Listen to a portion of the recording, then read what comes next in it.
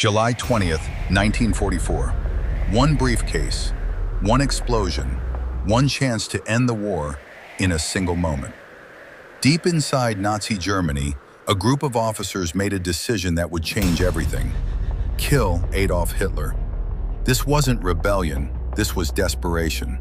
This was Operation Valkyrie. By 1944, Germany was collapsing. On the Eastern Front, entire armies were being wiped out. Cities burned under constant bombing. Millions were dead or starving. And inside the system itself, something dangerous was spreading. Doubt, then resolve. A secret network formed. Officers, diplomats, aristocrats. Men who had once served the regime, now determined to destroy it. At the center stood Claus von Stauffenberg, a man missing an eye, a hand, and most of his fingers. And yet, he was the one chosen to carry the bomb. Behind him were men like Henning von Tresckow and Friedrich Olbricht. Their plan was simple and almost impossible. Kill Hitler, seize control, end the regime from within.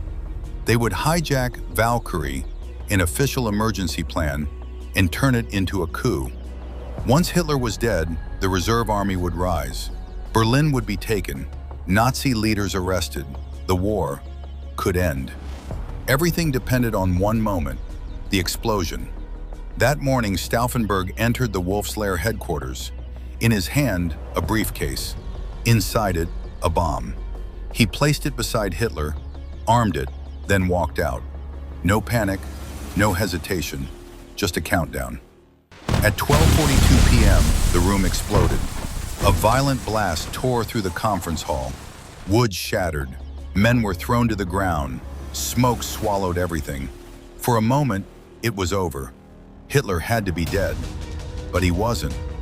A single, almost unbelievable detail saved him. The briefcase had been moved, slightly.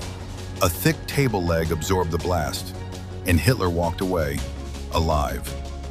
Back in Berlin, the conspirators didn't know. They moved forward. Orders were issued. Troops mobilized. Buildings seized. For a few fragile hours, the Third Reich began to fall apart. Then everything changed.